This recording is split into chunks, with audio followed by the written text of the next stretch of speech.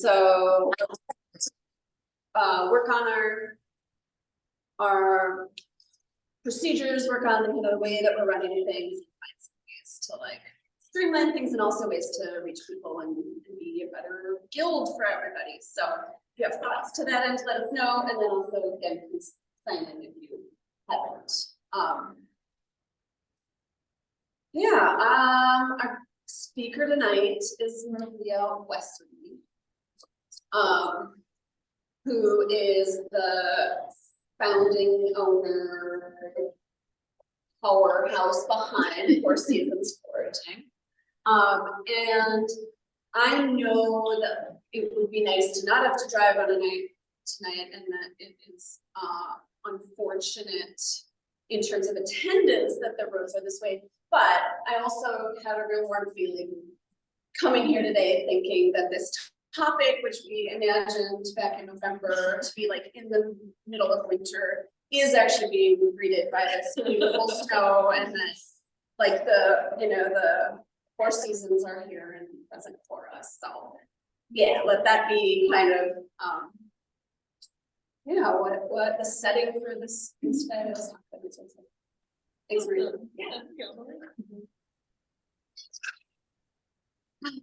Yeah, welcome everybody. Thank you for coming. I'm like facing the window right now, and I'm like, whoa, it's scary out there, but we'll be fine.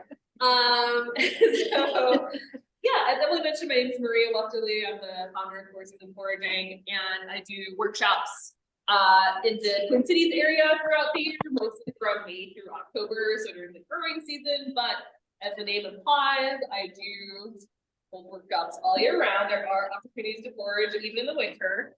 So if you're interested, I'm going to pass around this sheet here, and if you would like, you can sign up to my email list, and that's the best way to get notified of upcoming events, or if people are watching online, you can go to my website, foraging.com, and there's a subscribe button on there. But I'll just pass this around.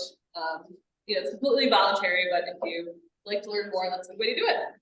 And then I'll just quickly point out, I have 2 books up here, so if anyone wants to take a look at these, please feel free. This is a little field guide by Peterson. It's just the eastern trees of North America. So that's a handy little guide for identification. And then I have this book, Wild Remedies by Emily Hahn and Rosalie de la Forêt, I think is how you pronounce it. Okay, great. And they have a section which I have marked here on evergreens, and this book is just great in general for like foraging for medicinal purposes, and there's culinary stuff in here too. All right, so today we're talking about winter evergreen foraging, and what we're specifically going to be going over is just a quick introduction to basic foraging principles, and then how to identify evergreens, how to eat evergreens, focusing on things you can do with them in the winter, and then a Q&A session. So if you have questions throughout the presentation, please feel free to ask. But I also have time set aside for Q&A at the end. I'm expecting the presentation to be about an hour, so then we should have about a half hour for it. And before I get into the presentation, I always like to start my workshops with a land acknowledgement, just recognizing that we are currently on Indigenous land. This is the homeland of the Dakota, or the Uchedi-Shikoan people. We also have the homes of the Anishinaabe and the Ho-Chunk in the area. So as we, for those of us who are not of Indigenous descent, which includes myself, as we are out on the land foraging and living our lives, I just think it's important to recognize the original and current inhabitants, and to do what we can to respect their rights and sovereignty. So thank you for that. All right, so quick intro to foraging principles. I'm going to go through this pretty quickly, but these are just some general things to keep in mind.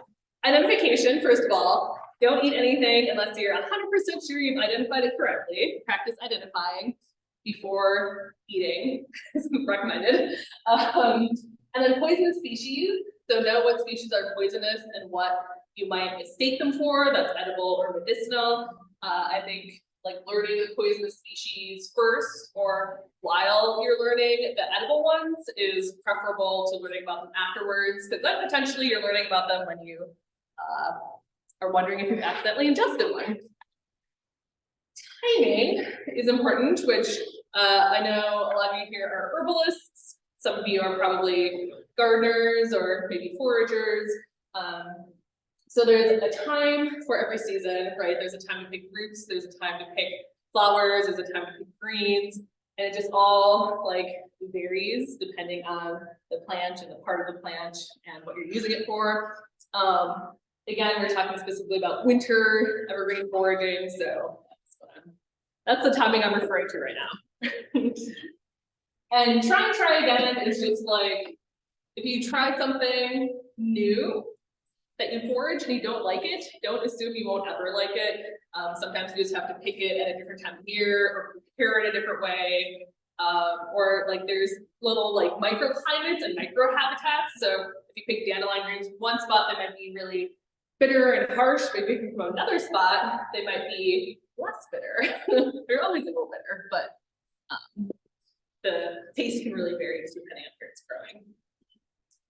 Sustainability is a tricky thing to generalize, but just research the plants that you're picking and make sure that you're practicing sustainable harvesting practices. Don't take more than you need.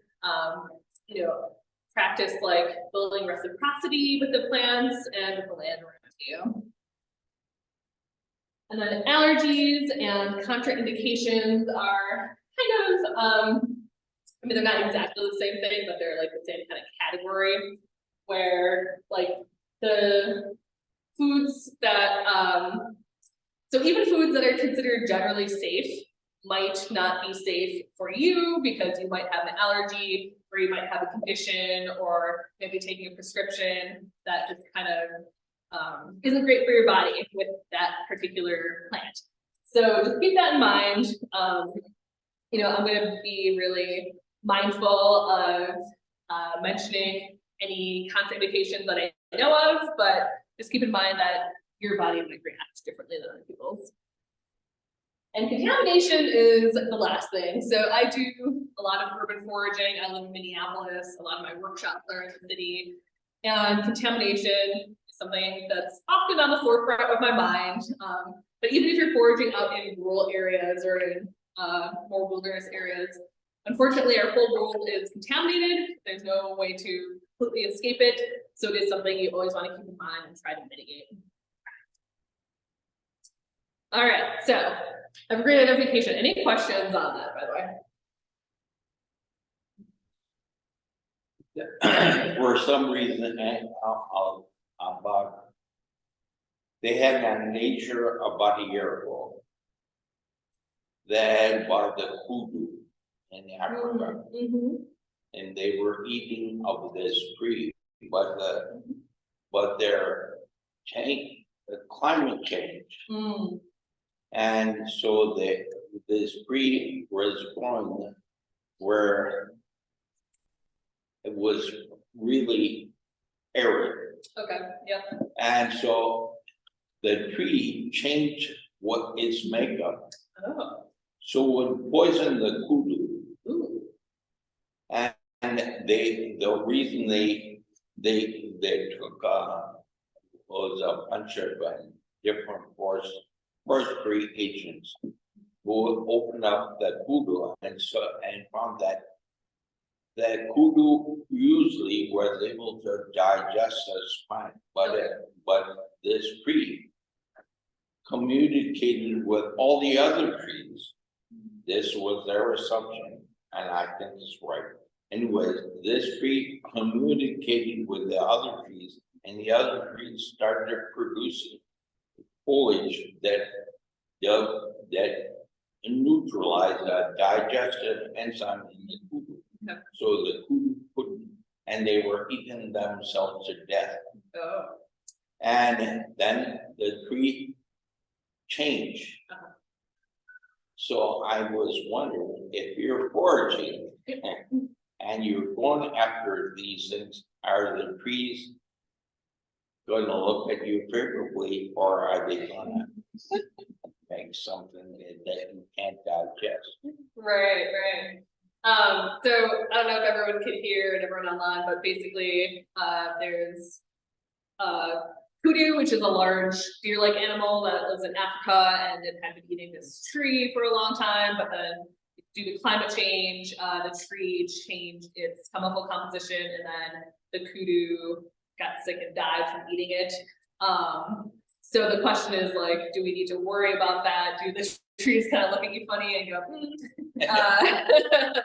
when you're picking from them? I don't know. I've never heard of anything like that happening around here. I mean, like I said, there are like allergies and contraindications that people have. So some people might be more sensitive to a certain compound than other people and like react differently based on that. But I don't know of like trees changing their chemical composition to the point of making people sick around here. I heard about that. What year are we talking about that didn't pass the meeting? Well, I think it was a few years ago, but in Nature Television, they had it last year.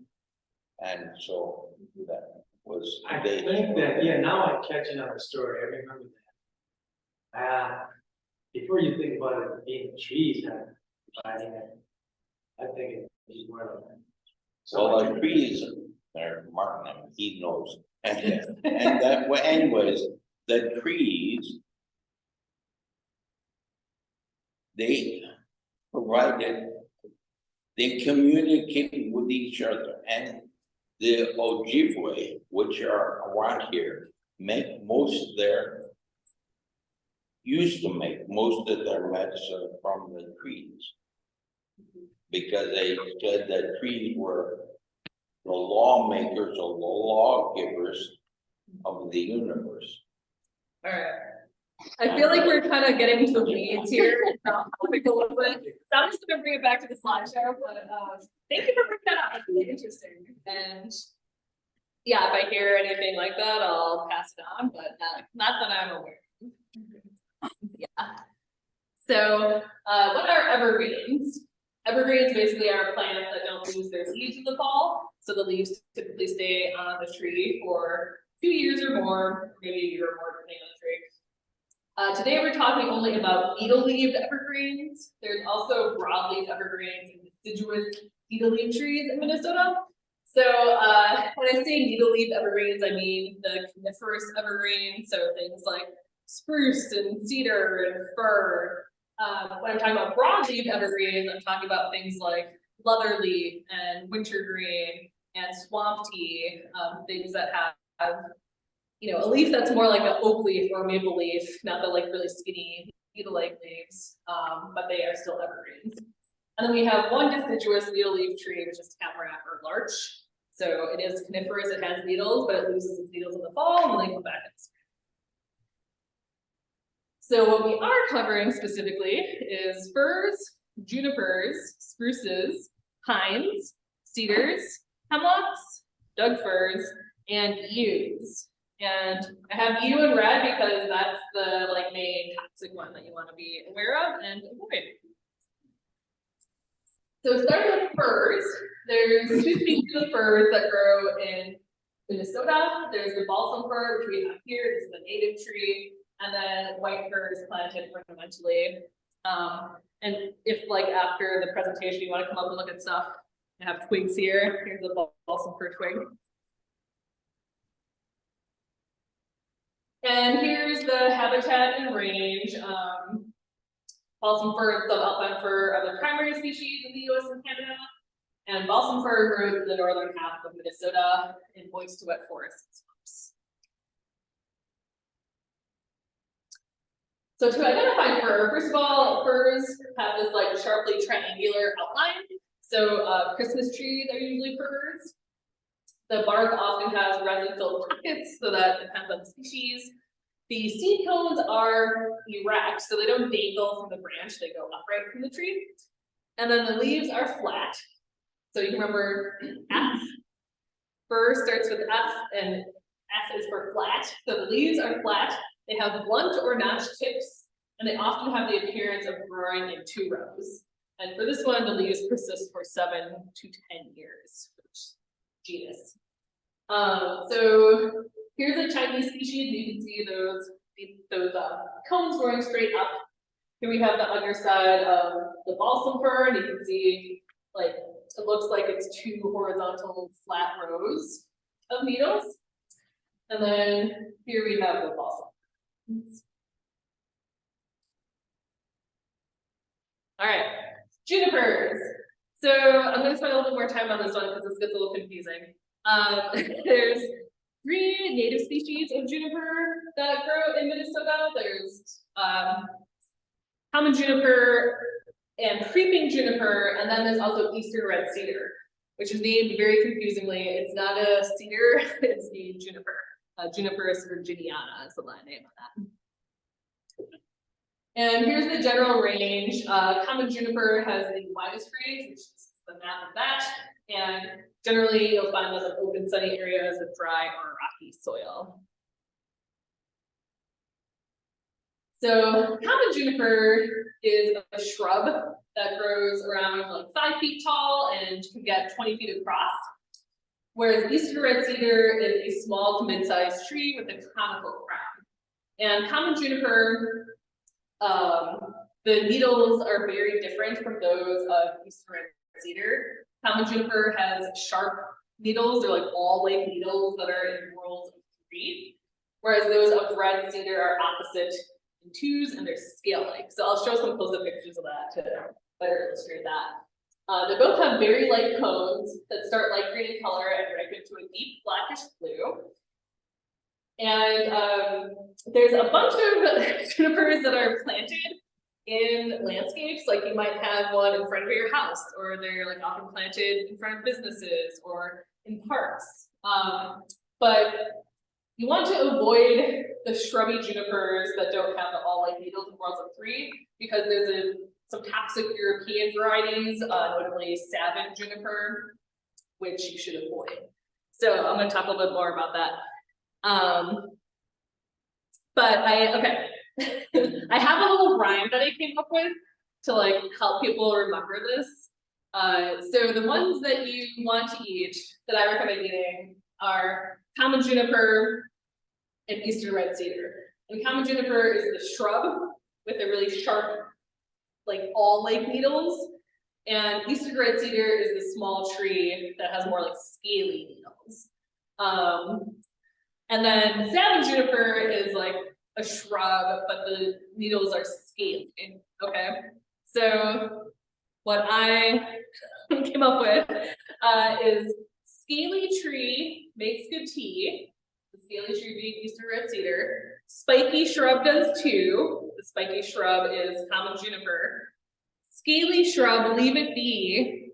Scaly shrub again is potentially toxic, like Savin juniper, or it may poison you. So scaly tree makes good tea. Spiky shrub does too. Scaly shrub, leave it be, or it may poison you. Right? So I know that's a little confusing. It gets even more confusing because you can find, oftentimes you will find spiky growth on eastern red cedar and on the like cultivated junipers that mostly have scaly growth. So the young growth on scaly leaf juniper varieties is spiky. So I don't know how well you can see this, but there's like these little spiky needles coming off here. And this growth form could be confused with the all-like needles of common juniper, but I have a little sample of it here if you want to look at it afterwards. But this is common juniper, and this is the young growth of a cultivated shrubby juniper. So common juniper, the needles are much longer. They're like around almost an inch long, whereas on these they're tiny, like maybe 1/3 of an inch or so, or maybe a little over 1/4 inch.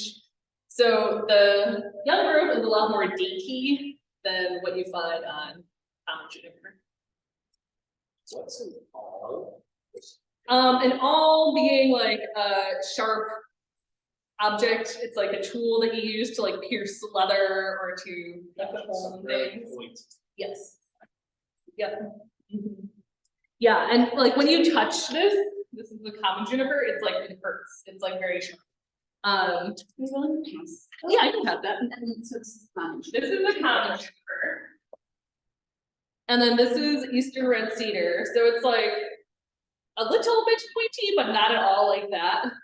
You can touch it pretty firmly without it hurting you. And then this is spiky young growth that was on a cultivated juniper. I'm not sure of the exact species, but one of the shrubby cultivated juniper varieties. And you can see on this one that there is a mix of the scaly growth and the spiky growth on the same branch, but that's not always the case. Sometimes you'll see it where it's just like a little branch coming off or a little cluster of that spiky. So here's Juniper sabina, the salmon juniper, which is one you should avoid. This is a close-up of Eastern red cedar. You can see those berries there, which are ripening. And then you see, like, this is why we call it scale-like, because it almost looks like little, like, lizards and scales and dragons. It's just something on there. Whereas, if you look at common juniper, see how different those needles are from that, where these are very sharp and spiky. It's like little knives coming off almost. So that will help you differentiate it from species you should. Does that make sense to people? One that feels sharper and scarier is actually the one that is safe to eat, and the one that is not as sharp and scary feeling is actually funny. Right. Pretty much. Right. Yeah. Except like Eastern red cedar. Except Yeah, which you can tell apart because it's more of a tree. Yeah. So if it's a shrub with this scaly growth, then don't eat. Got it. So is the Eastern red cedar a mono, it has a single stone or multiple?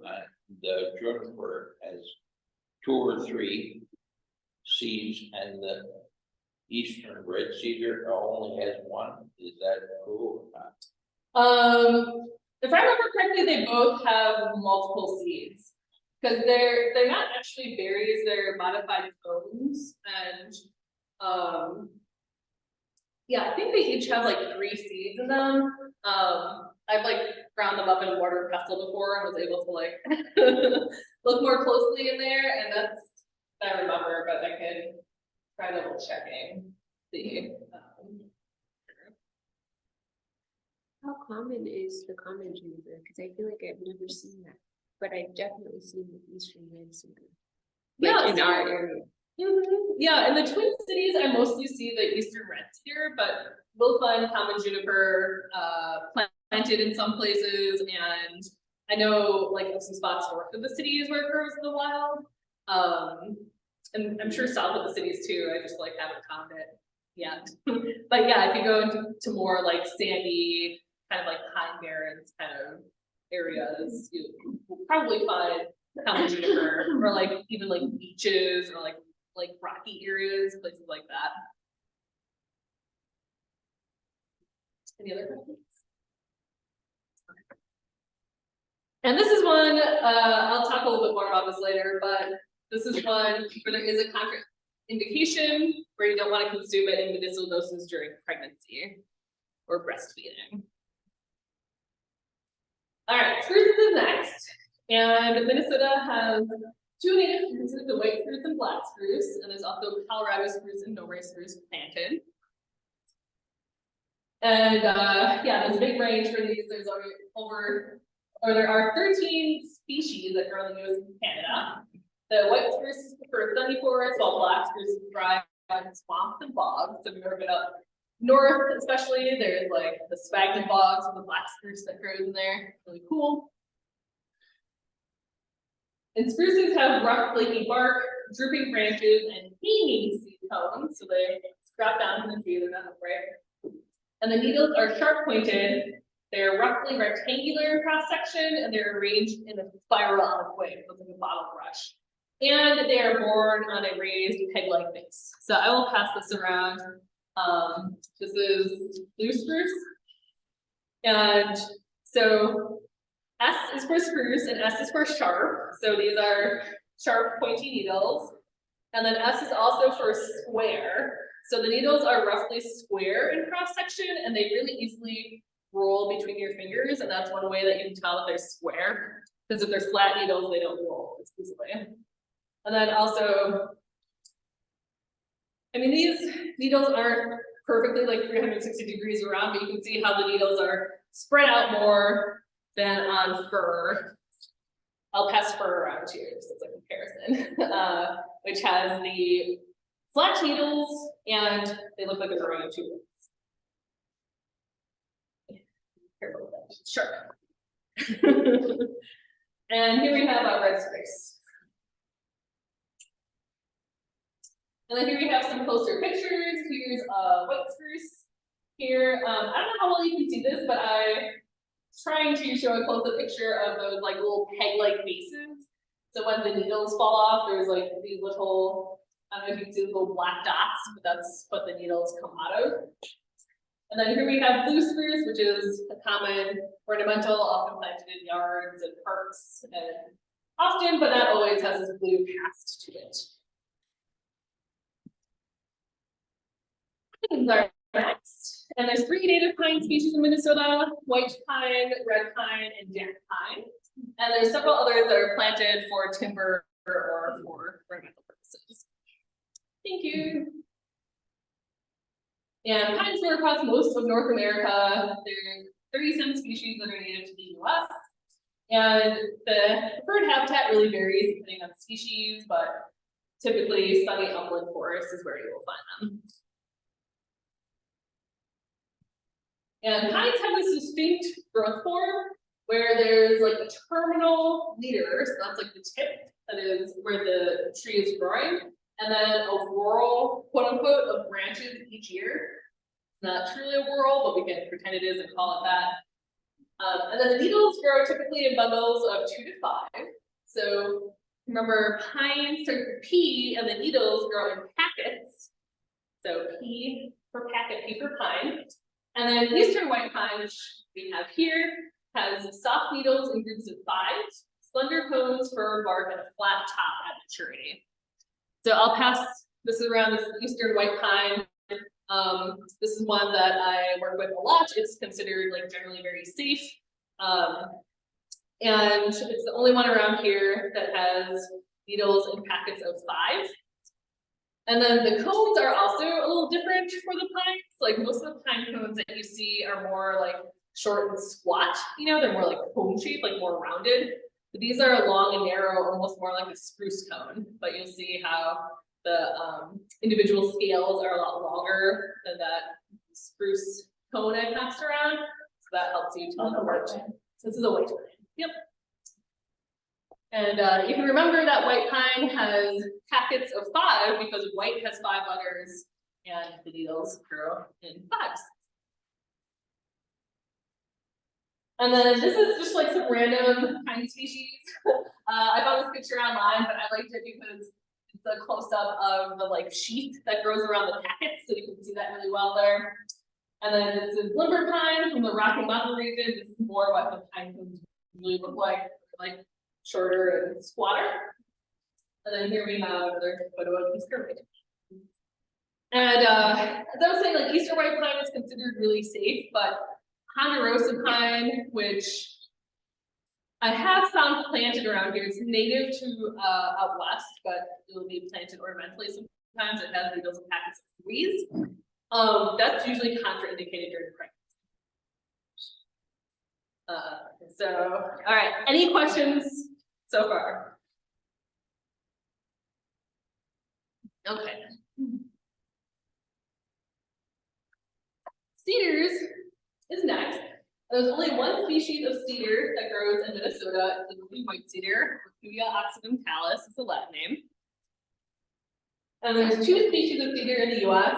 There's white cedar here, and then western red cedar grows out west. So that further confuses the whole thing with eastern red cedar, because western red cedar is actually a cedar, it's the plicata, but eastern red cedar isn't a cedar, it's a juniper. So like, just try to keep that straight in your head. And both species favor moist soils, often along streams or rivers. And cedar leaves are scaly and they grow in flattened sprays. So have a little white cedar here. And like when you lay it down in your hand, it's like very flat, like there's not a lot of dimension or volume to that. And the cones are really small, about a ½ inch long, and they're roundish or egg-shaped. And there's a bunch of cones on here, they're opening up. They almost look like tiny little flowers, they're super cute. And white cedar is a small tree that grows to about 50 feet in height, while western red cedar is a huge tree that grows to about 200 feet in height. Has anyone been out west and seen those? I have not, I need to. The needles are so short. So short? Yes, Like short in comparison to what? and this is white pine. Yep, Are they not supposed to be much longer? no, that's about right. Okay. Mhm. Okay, all right. What are you used to? I was thinking twice the thing. I don't think I've ever seen them that long on the white pine. Maybe they just live longer on the tree. Yeah, maybe. Okay. And then here's some pictures. So northern white cedar is often sold as arborvitae at like nursery stores, nurseries and places like that.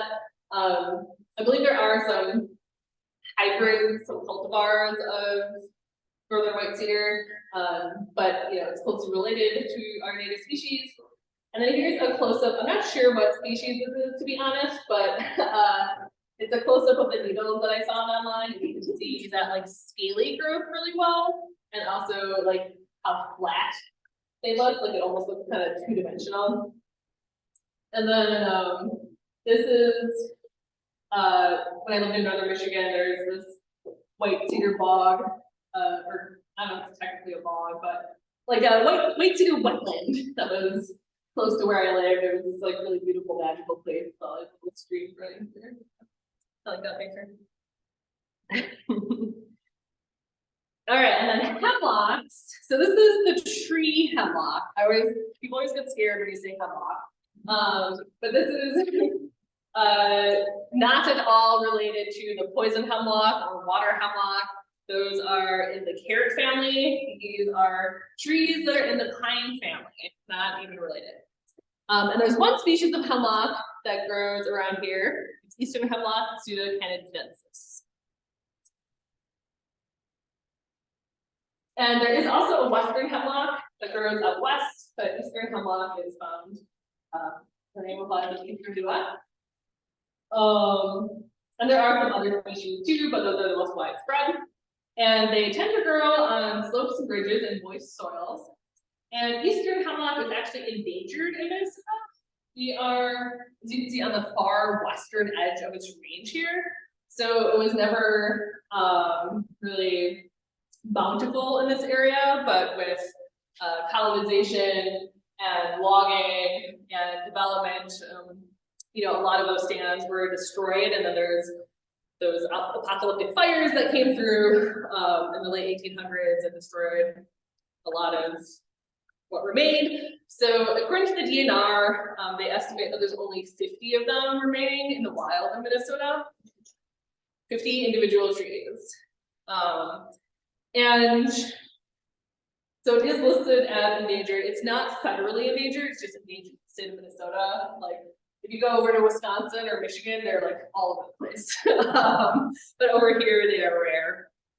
And I do have, don't turn me in. So for endangered species, it's illegal to disturb or possess any part of it, even if you like wanted to take a cone to like reproduce it to help the species spread. That's technically illegal.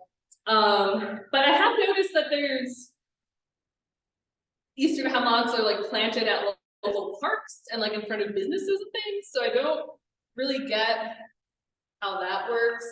Maybe it's like a cultivar or something. So anyway, this is from a park by my house. It was just laying on the ground, but even though it was laying on the ground, it's still technically illegal to possess. But I'll pass this around. I know. You're returning it to the park immediately following this presentation. It's not gonna grow there, like they moved the park, you know, like. That's how you got it. Yeah, but I don't think you're allowed to bring it over because. Oh, yeah. Yeah. Yeah, and it's like the laws are weird with that. I don't really get it.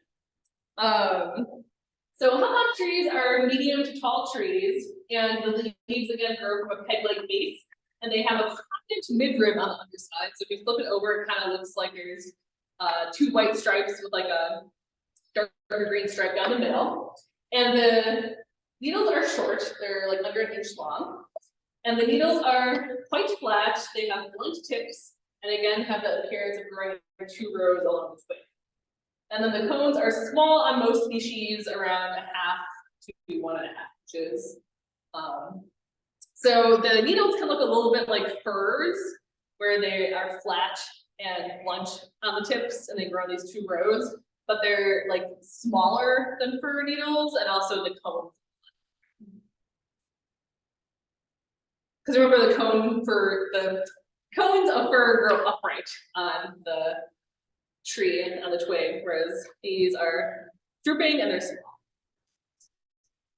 So here's some eastern hemlocks and young spring growth tips here.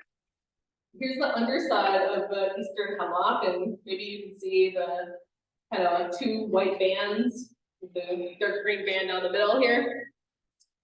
And then here we have a small tree. This is the one that's growing in my neighborhood. So no chance of reproducing.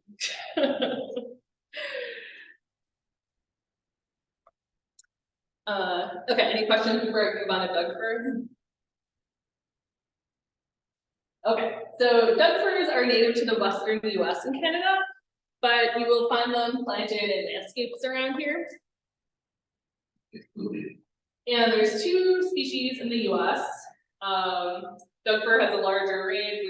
There's like also big cone Doug fir, which is California, and they grow in the mountain and coastal regions, but you'll find them also planted in Minnesota. So here I have a Doug fir twig and a little cone. The needles are flat and they're spirally arranged on the twig. So again, it's more like a bottle brush kind of look. The tips are blunt, or they can be like somewhat pointed, but they're not as sharp as the spruce tips. Or I should say the tips of the spruce needles. Like you can pretty firmly grab this without it hurting. And then the cones have these characteristic 3-lobe bracts, which I'll show a picture of. And I'll also pass this around. And in their native range, old Doug firs can reach heights of 300 feet, which is massive. That's like, help me out here. The big trees that grow out west, like that size. Sequoia. Sequoia, thank you. I was having a little brain fart. But when they're planted ornamentally, they don't get that big. They're more like 3 to 8 feet. So here again is the photo of the needles, and here's those cones I was talking about. The cones can vary quite a bit in size, but they have these 3-pronged bracts on the cone scale. And some people say they look like a little mouse butt, where you have like these little butt cheeks and then the tail. So I like that. And then here's an old growth Doug fir. We don't have anything that bigger here. But what's they do? All right, any questions on it? Okay, so you is the final one I want to talk about, and then I'll get into other things. So Canada yew is native to Minnesota, but there's also some cultivated varieties. This is actually very commonly planted in landscapes. You'll see it growing as hedges or like in front of buildings. and parks, which is kind of funny because it's like deadly poisonous. So there's 3 native species to the US. We have Canada yew around here. There's also Pacific yew out west. And they're found in rich, moist soils, often near bodies of water. So yews are shrubs or small trees. Around here, they're more shrubby. Canada yew reaches heights of about 6 feet, which is what we have around here, while Pacific yew can grow to 50 feet. And the needles are sharply pointed and appear to grow in 2 rows. So I'm going to pass this around. It's fine to touch, just don't eat it. So this, what you're most likely to confuse with what you're most likely to confuse with this is fir species, because firs also have flat needles that grow in 2 rows. But yew, the tips are pointed, whereas on fir, the tips are blunt. So I'll pass these both around. Here again is the balsam fir, here's the yew. This yew has pretty short needles. They do get longer than this, but just so you can see the difference in the needles. The smaller ones, this is The smaller one is the yew. Yep. And probably the most prominent thing about yews is that they have this bright red berry like fruit that grows on them. Have people seen this before? Yes, I see some nodding. No. Well, they're not out all year. I usually see them around here in August, and they don't stay on the tree for very long. I think like birds like eating them, or maybe some other things. So this is what's called an aril, and the flesh of this berry is actually edible. That's the only edible part of the whole yew tree or the yew shrub. But all other parts are deadly poisonous, including the seed that is inside. That seed is actually the most concentrated poison of the whole plant. So if you want to eat these, and I know people who just like pop them in their mouth, and I'm like, because you don't want to eat that seed. I think if you like accidentally swallow the seed whole, it's okay. I think it just passes through, but it's not something I want to test. So like when I'm eating them, I'll like make the seed out and then eat it. But honestly, I don't really even like them. They have this weird like slimy texture that I just don't like that. I don't like that mucilaginous texture, and I feel like the taste isn't that great either. Like they're sweet, but they don't have much like complexity of flavor in my opinion. But if you really want to, you can try them. Just make sure you're not eating any other part of it, because it has a compound in there called taxine, which is a rapidly absorbed cardiodepressant. And I don't know if this is true or not. I haven't been able to verify this, but I read somewhere that just 3 seeds is enough to kill a person. And yeah, in cases of acute poisoning where like you eat a lot of it, you could die within a few hours. So beware. And then blink, blink, blink. And then here's what I was talking about earlier. So here we have the yew, and here we have the fir. So this is the poisonous one, skull and crossbones. This is edible. The fir, you can see, has blunt tips. Sometimes they'll be notched at the tip, but in this case they're blunt. Whereas on this yew here, you can see that the tips are pointed. And then, if the red fruit is on the tree, then obviously it's a yew, it's poisonous, don't eat it, except if you only want to eat the flesh of the fruit. But like I was saying, that's not consistently on the tree, so you can't always use that as an identification. One is gonna be slightly contrary. Yes. If you wanna, I tasted you multiple times. You can taste it with you. It tastes really weird. It doesn't taste like a coconut at all. If you ever were wondering, you just do that. It tastes terrible. You spit it out. And it doesn't kill you. It's not that. Well, I was talking about the seed. Yeah, no, I have never eaten the seed, but if you ever, because they do look similar. If you ever really wondering, just either crush the needle and smell them, because they. First smells like a conifer, that conifer smell, and you smells like something totally different. It's really easy if you use your more than just other senses. Of all these trees, they all taste. This tastes different than. For. I enjoy using. Yeah. The U needles, and I would recommend not doing that.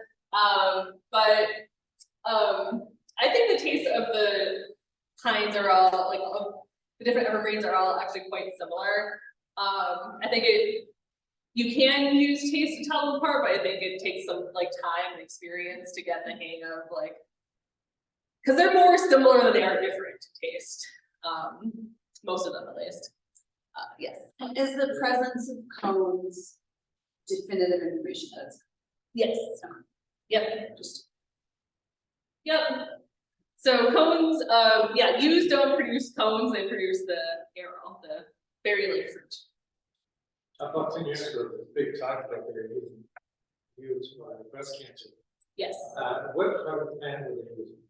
So it's an extract, they're using an extract, I think it's of taxine, of the poison, and then I think Taxol is the name of the drug. I guess. Yeah, I've read about it, and if I remember correctly, that's what I remember. Yeah, and I think it's used for a specific type of cancer. I want to say maybe ovarian cancer. But yeah, it's one of the main drugs used for that. Did someone else raise their hand? Okay. And the yew, I don't know. Do you have the yew? If anyone wants to smell it, it is a little old, so. I didn't die. Well, But no, it doesn't taste anything like a conifer. It's really totally conifer.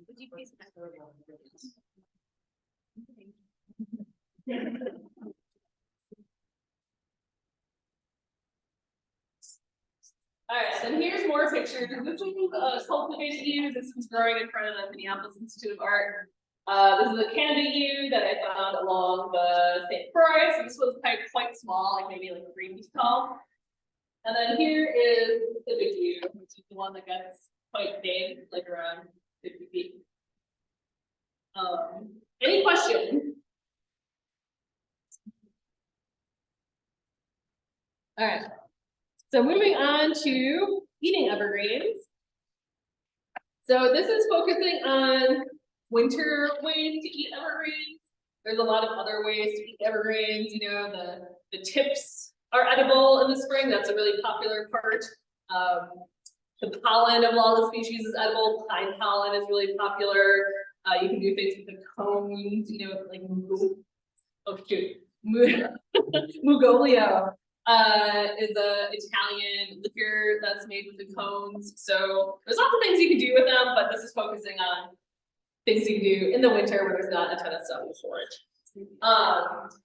So I like doing culinary ash with the juniper twigs. Has anyone ever heard of culinary ash or tried it? I first read about it in the sous chef's indigenous kitchen, and he talks about using a few different species. He mentions juniper, but also like sage and I forgot what else, but basically this is something you can do with any edible aromatic herb. What you do is just dry it and then burn it, and then you sift out the ash and use that like salt, basically. It's like a seasoning. It's got kind of umami tones. It's got some smoky tones with the juniper. It's got some resinous kind of quality, but it's yeah, really tasty. And this is something I like doing with I do a class, like a kitchen class, and this is at Norway House where we're blowing on the juniper. Here's some of it on popcorn, and here's me burning it. I will say, so are people familiar with Sam Fair, the borders in Wisconsin? He's got I recently read in his new book, the Sam Thayer's Guide to Wild Edible Plants, that there isn't a historical use of people eating the red cedar twigs. He says like the berries are fine, but if you want to eat the twigs to do juniper, common juniper, but not used for red cedar, which I'm curious about that, because I've read in a lot of places about like medicinal uses of Eastern red cedar. So it's something I've eaten a lot, drank a lot, and made culinary ash out of it. But I'll just put that out there that, you know, it's something I've eaten a lot, but there's a little bit of a question mark in my mind of like, is this actually okay? But here I am. I'm still alive. Let's talk about it. So juniper berries also make great infusions and seasonings. And you can do this with other species too, but juniper berries are just like great aromatic and very strongly flavored. And a little bit goes a long way of these. You can do a DIY gin by infusing them into spirits. In case you don't know, gin is traditionally flavored with juniper. So you can make your own gin by getting like vodka or something else and infusing the juniper in there.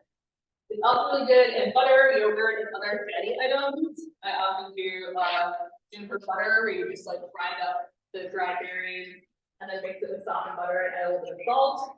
Super good on rye bread, put some salmon on there. It's really great. You can also try using it into a pickle syrup for cocktails. So if cocktails or mocktails and your kind of thing, that equal parts of white sugar and water, and you cook them together until the sugar is completely dissolved, and then you throw whatever herbs or seasoning sugars, because white sugar is just sweet, it doesn't have a flavor of its own, so then you're just getting the flavor of whatever you put in there. And there's also other things you can do. Juniper berries, they have a long history of use. I will say, I was just reading about, I haven't actually tried this, but have people heard of smreka? I think. It's a drink in the, like a traditional drink from the Baltic region, and it's fermented juniper berries with lemon juice. And hopefully it's good. I haven't tried it though, I need to do it. And then here we have the berries of each red cedar. They're a lot smaller than those of common juniper, but Eastern red cedar is easier to pick because it's not so sharp and pointy. You know, the needles aren't all sharp and pointy. So when I pick common juniper, even though I'm getting more of the berry, it's like slower to the so, and then here we have some juniper butter and some juniper butter.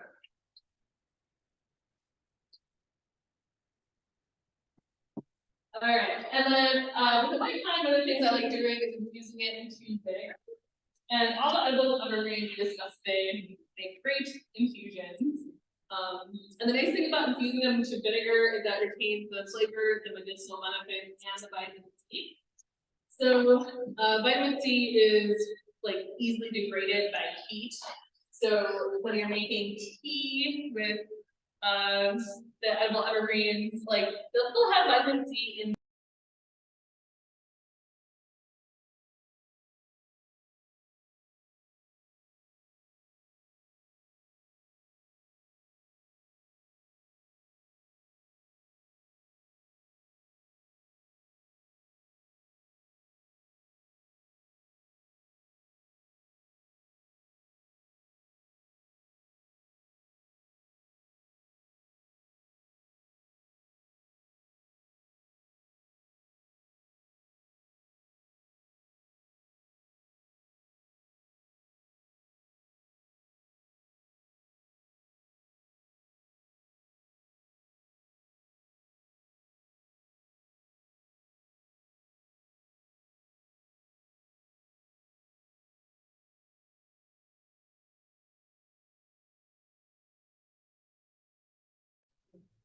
there's actually a US Forest Service study done on this to see how much vitamin C there is per gram. And I won't go through and read all these numbers here, but basically the second year needles have, according to the study, 3.5 times as much vitamin C as an orange per gram. So very rich in vitamin C. And then for the medicinal qualities, when I'm making tea with white pine or with other edible evergreens, I prefer doing a short decoction to help extract the resinous compounds. So, are people here familiar with like decoction, infusion, those terms? So just quick overview, infusion is where you take like hot water and the way I usually do it is I put the herbs into a jar and then pour hot water over it, and then fill it out of the jar. For the decoction, you are putting the water and the herbs into a pot and then bringing it up to a boil or to a simmer and then simmering it for a long time. And a decoction is used for like tougher materials like bark and twigs and things like that. And since pine needles have that waxy coating on them, I just find that doing a short decoction helps bring out those like resinous and pungent qualities I'm looking for. So for medicinal uses, these help soothe sore throats, expel mucus in the lungs and sinuses, and help break up fevers. It has a diaphoretic property, which means that it makes you sweaty basically, and it helps you break your fever. I also like when I'm making the tea, I get my hair on the way, I put my hair up, and I like leaning over and like breathing in the steam, especially if I'm having bronchial issues or a sore throat. That steam has, you know, some of the essential oils, some of the medicinal compounds in there, and then I can get it directly into my lungs like that. But you can also do like a towel and sauna kind of thing, which is very nice. But usually I prefer drinking it, and I want to get my sweat into the tea. So yeah, I usually just cover my face over it, and don't let your hair fire. And I just want to talk quickly about the Just about the short decoction, you mean like 5-10 minutes? Yeah, I do like 10 minutes usually. Okay.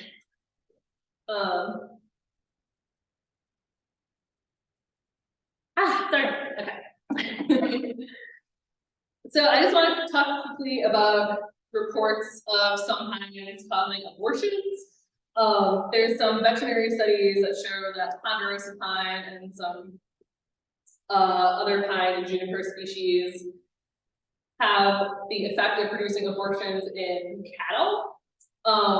And the chemical that they've like isolated and figured out that does this is called isocupressic acid.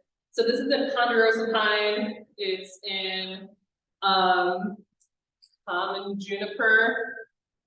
If I remember right, I don't have it written down here. I think common juniper, not eastern woods either. And a few other pine and juniper species. And I haven't found any evidence that it has similar effects in humans. I don't know if anyone else has experience with that or knows more about that, but regardless, it's always stated as a precaution to avoid ponderosa pine and juniper during pregnancy and nursing, just in case.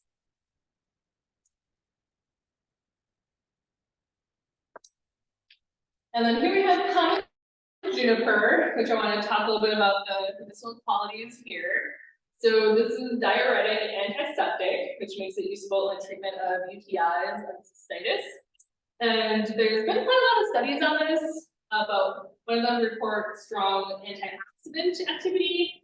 There's some other studies I was reading that talks about the like strong antibacterial, antiseptic properties of the essential oil.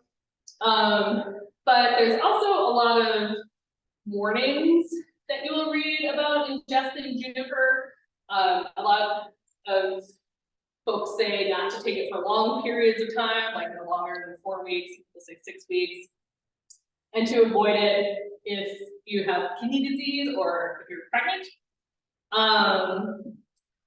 I will say, like, I'm still doing research on this and trying to figure out exactly what is going on here, but I read an article on a website called Latifah's Herbs, and it's all about toxic juniper, and she talks about salmon juniper, which is what I had mentioned earlier, which we know is toxic.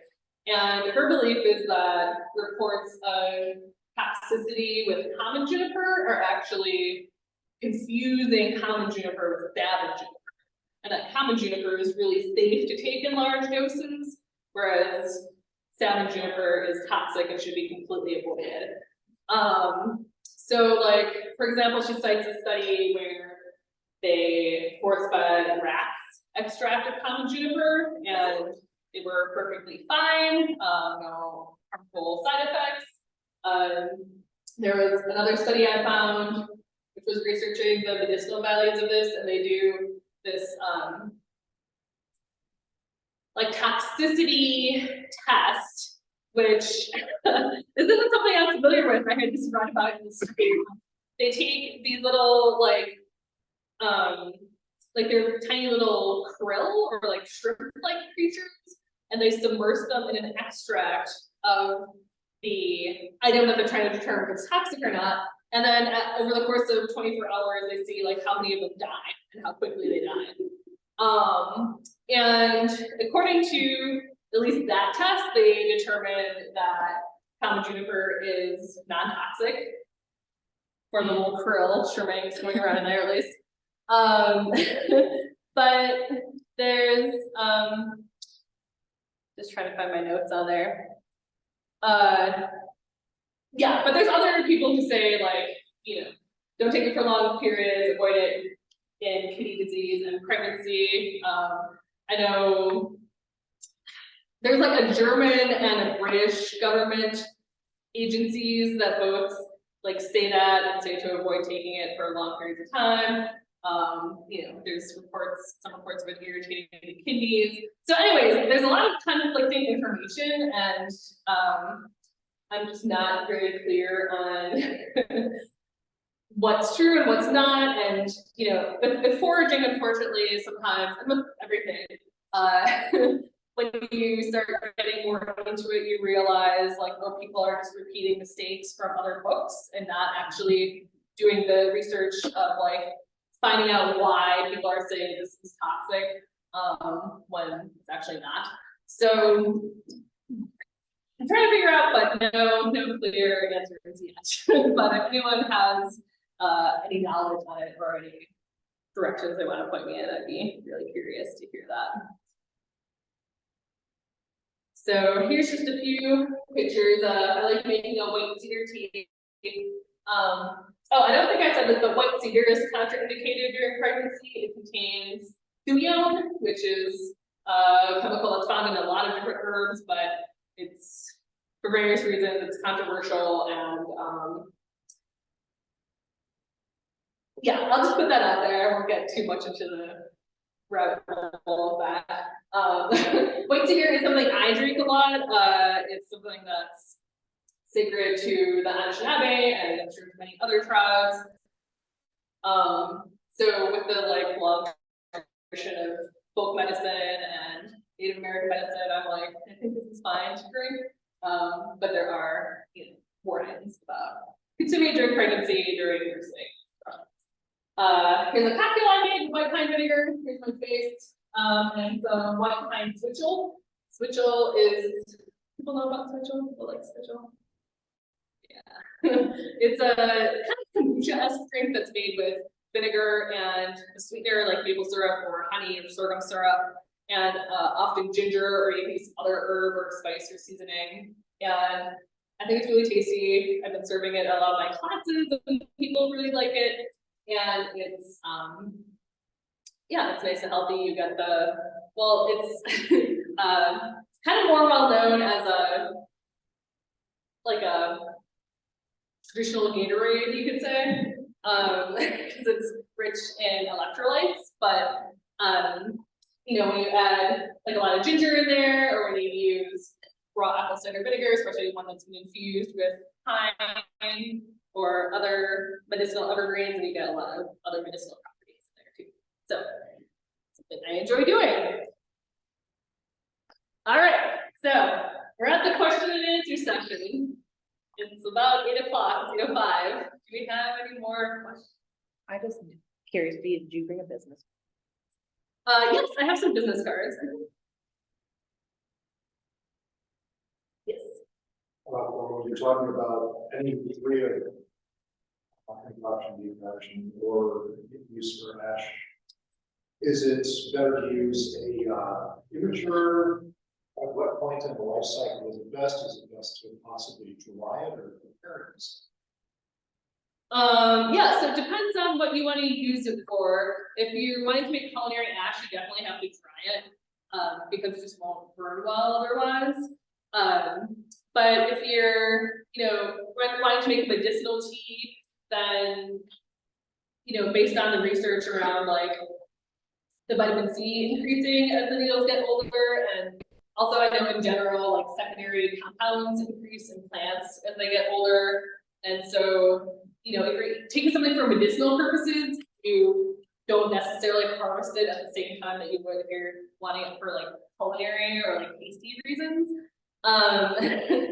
So yeah, for medicinal purposes, I think harvesting in the winter is fine. Harvesting the older twigs is, I would say, preferable based on what I know.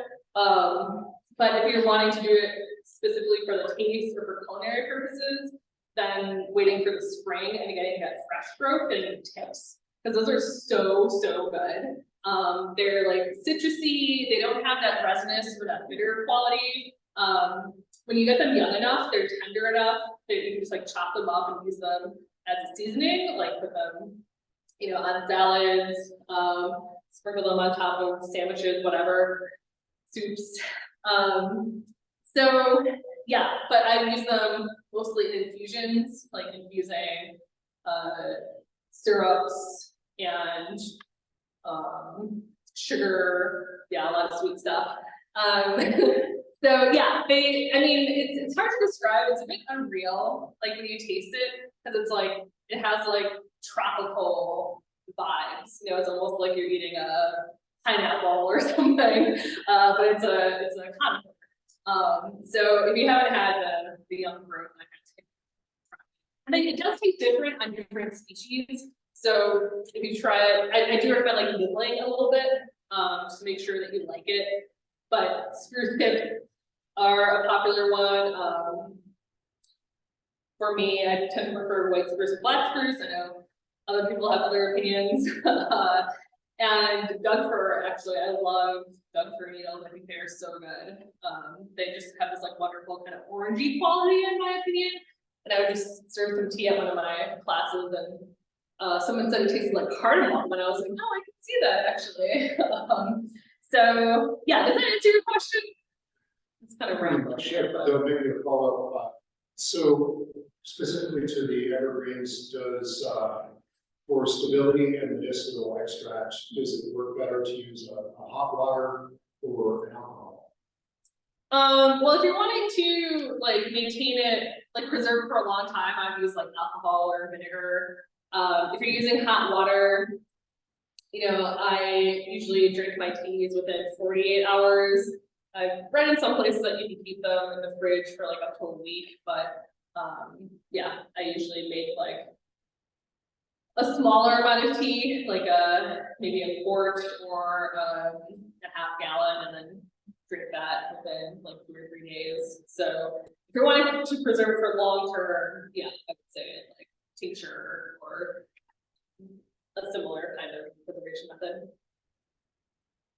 So in the winter, do you, like, say they make tea tomorrow, you have to dry, you know, all go out to your freezing jar and harvest tea and make tea.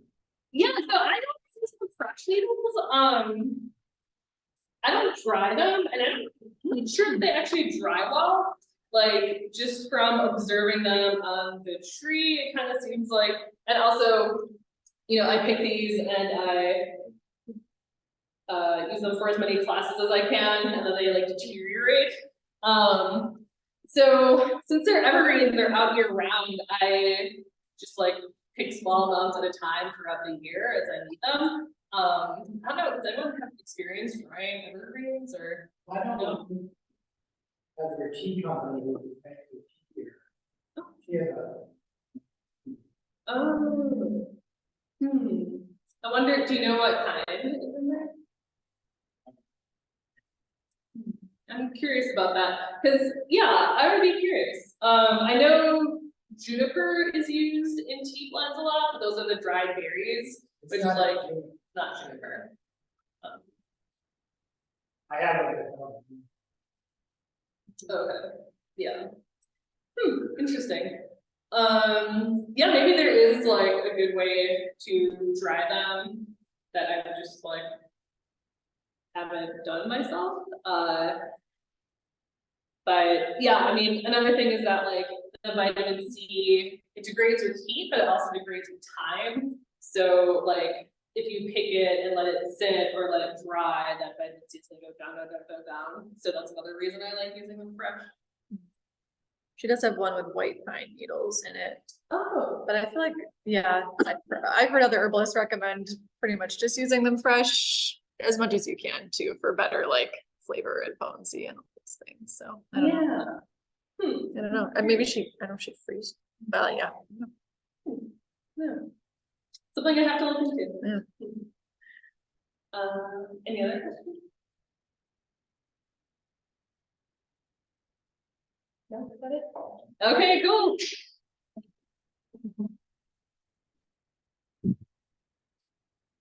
Thanks everyone for joining. Some final thoughts. You don't have to say this out loud, but you can if you want to. Just think about, you know, what will you leave here with? What was most helpful to you? What are you curious about? Explore more. And just a few points to remember. You is toxic, as the red berries, those with pointed tips, whereas those of fir are blunt or notched.